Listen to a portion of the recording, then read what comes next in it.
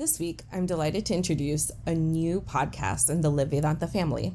It's Live Vedanta Parenting Culture. I would tell you more, but you're just going to have to listen to the first episode. And after that, you can subscribe so you can catch it every 2 weeks on its own separate podcast feed. We'll be back with Bhagavad Gita 101 next week. Okay, let's tune in.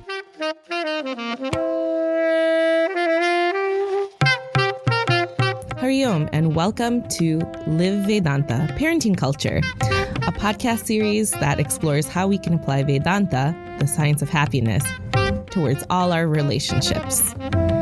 This podcast is for all caregivers who want to nurture relationships. So this applies to all parents, parents-to-be, teachers, uncles and aunts, and grandparents. The content for the upcoming episodes are from the weekly parenting culture community, and specifically the discourses by Sri Vivek Gupta, the spiritual guide of Chinmay Mission Niagara. If you've discovered this podcast independently, please check out the show notes for details on how to join this virtual community of caregivers. It's now time to listen and learn.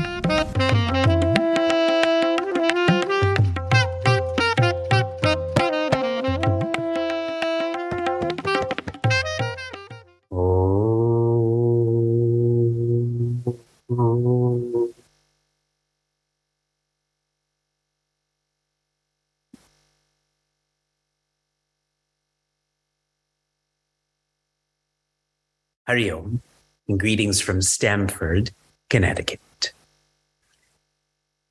Earlier today, I was at the University of Connecticut and I was speaking to a graduate consulting club. And the theme of the workshop was finding your inner compass. Near the end of the workshop, then we had a dialogue.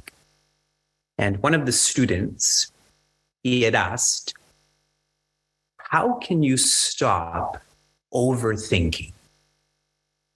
How many of you can relate to that question? Overthinking. I should ask the other way. How many of you don't overthink? And then he followed this up with, how do you avoid giving off or inputting negative energy? How many of you can relate to this question? I feel they're connected. If you're overthinking, it's not like you're giving off positive energy, correct? How would you answer this question? If someone came to you and shared, how do you stop overthinking? Please share in the chat, write it out. What guidance, what tip would you give someone? I came to your home and I shared, I'm overthinking a lot. Tell me how not to. Breathe, therapy, japa, make a joke, start doing things, be in the present. Awesome. Eventually, I'm going to ask you, do you actually do this? See how quickly you came up with this awesome book of ideas. Do you do this? Firstly, I have found that overthinking has become a rampant problem. This adult is working, not married, does not have kids, but it doesn't matter who I interact with, whether married with kids, married without kids, college students, high school students. It's like overthinking has become the norm. What I shared with this student, and many of you have answered this, I told him to follow his dharma. The English word for dharma would be responsibilities. As an example, our responsibility to be part of parenting culture is to have your names written in full and your cameras on. See how I subtly incorporated that into my discourse? For your names to be written in full and for your cameras to be on, because this is an open community and we should feel open. So I will eventually share that that's not having your camera on is not optional. Eventually I'll share that, okay? Not yet, but I will share that. When you follow your dharma or your responsibilities, you just feel quieter. See, we're looking for a tip, we're looking for a hack, But there's not. It is to follow your responsibilities. That's the comprehensive way, not to overthink. Now, coming back to the really awesome answers that you've shared in the chat. All of us know the solutions to many of our problems on overthinking, on being patient, on not taking matters personally. We know this, but do you follow this? And if you don't follow it, that's actually indicative that you don't know this. Being a parent, and I'm sharing this experientially, this is not an objective science. It's a subjective science, highly subjective. My kids always have their hands all over my food. It's really personal. And so really, if you don't follow what you know, that means you don't know this. That is the rigor with which we should approach parenting. And as I use this word parenting, I know many of you are not married or are divorced. I know many of you do not have children or you're trying to have children. I know many of you who are single children or you've adopted children or some sort of combination.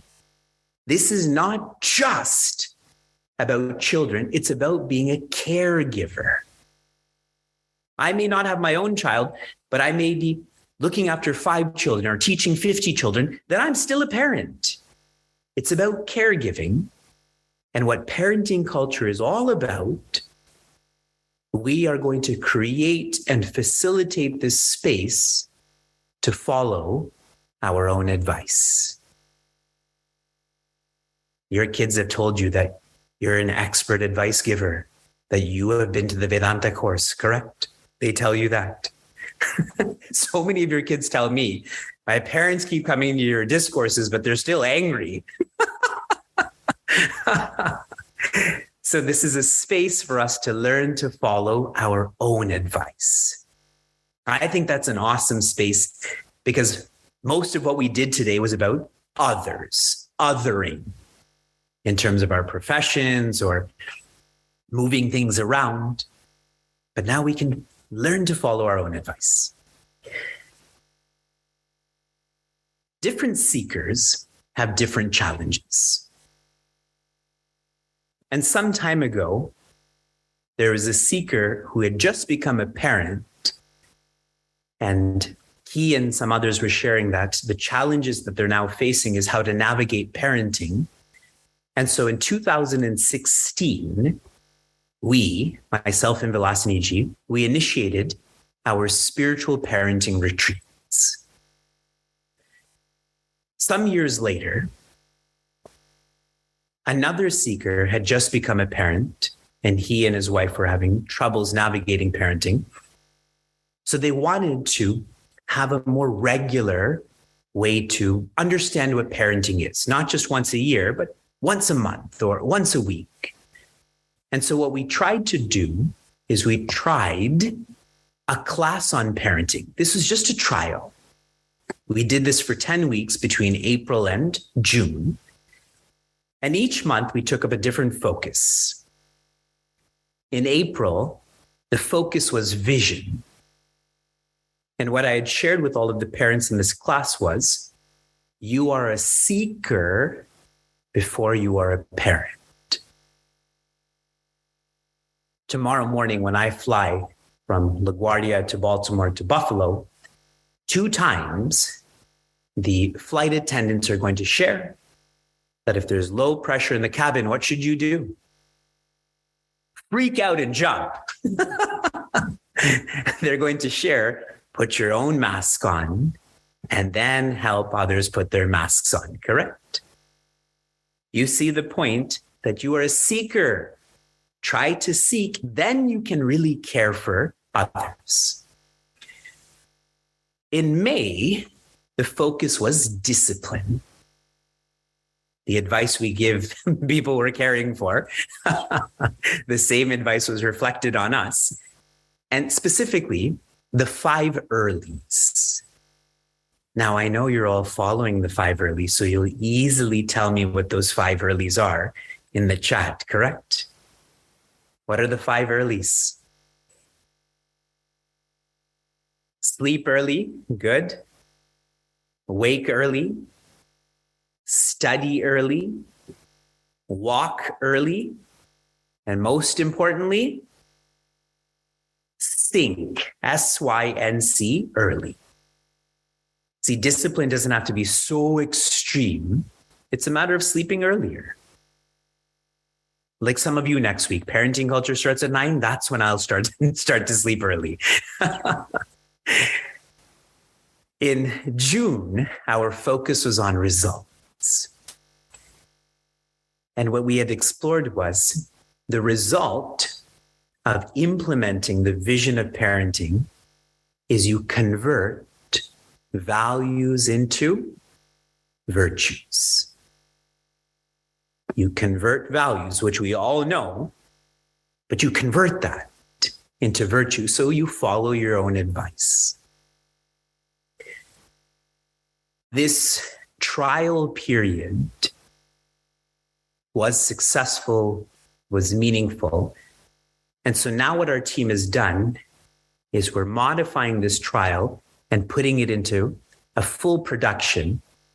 Parenting culture, starting right now, is going to be, from now until May, 32 weeks, 32 hours in investing in parenting. And I was joking with some seekers recently. I was once with my mother, and she was sharing how when you're a parent, you become a parent forever. And she said it with great sadness as she was looking at me. But the real implication of that is any investment into parenting will yield a return that is forever too then, correct? So what better way to invest than to be part of this culture?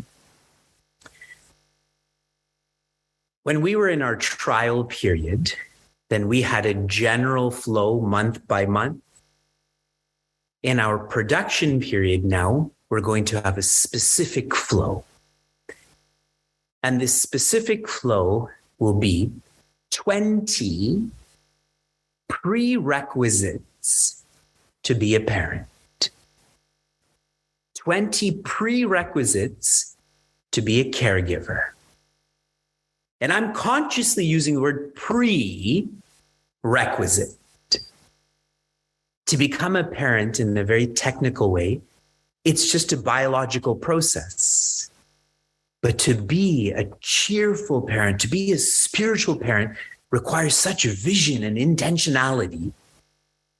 So these are prerequisites. We've fallen behind on this, so we'll make them part of who we are. Now, here's some context to this before we'll begin our dialogue period. In Srimad Bhagavad Gita, how many of you join me for Meaningful Mornings, live or recorded? Cool.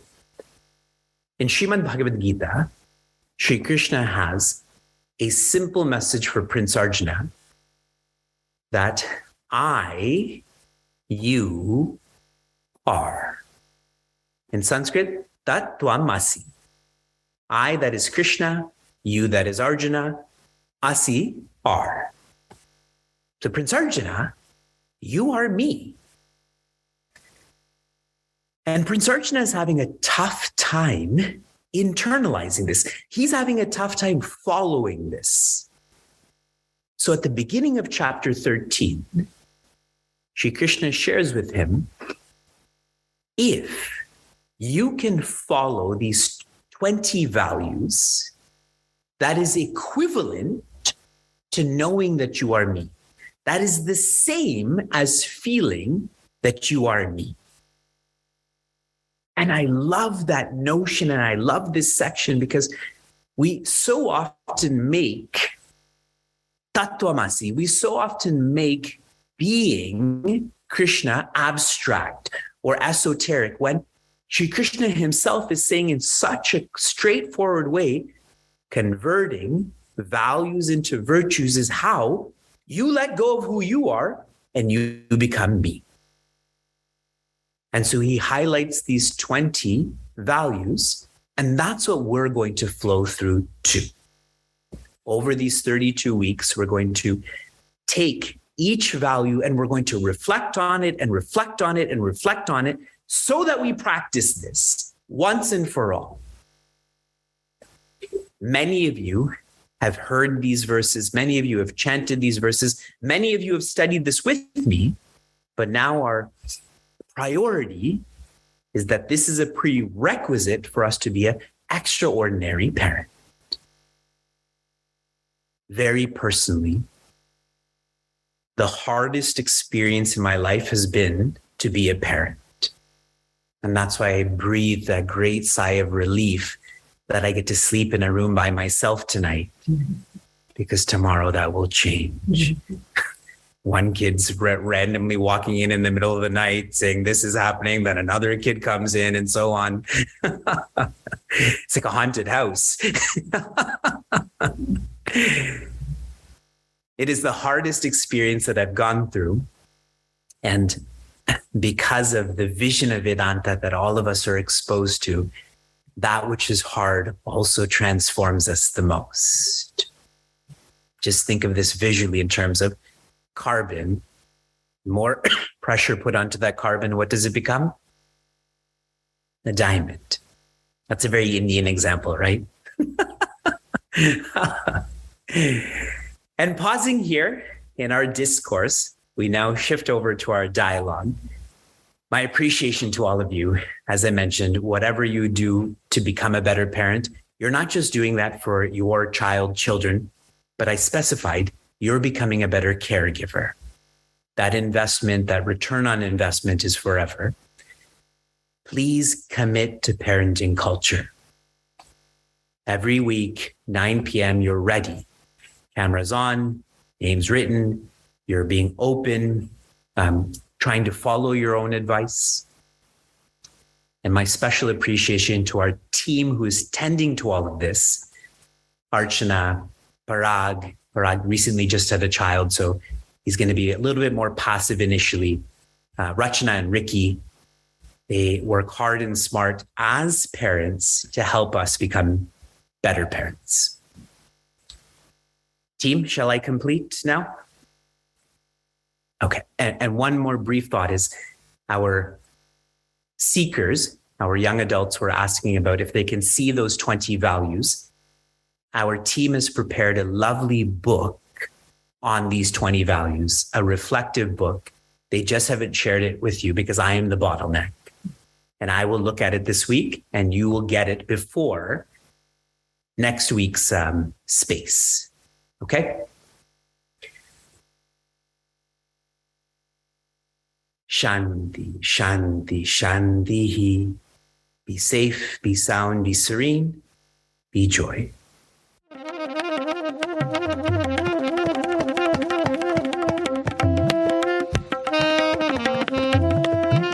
Want to join Parenting Culture Live? Good news, we have the information on how you can attend in the show notes. For those on the journey of self-development, Chinmay Mission Niagara provides a community forum to listen, reflect, and contemplate. And this podcast is produced by Evolving Adults of Chinmay Mission, an international nonprofit working to transform individuals through the knowledge of Vedanta. For more updates on what's happening in the Chinmay Mission Niagara community, follow us on Instagram or Facebook at CM Niagara. But until next time, inspire, love, be.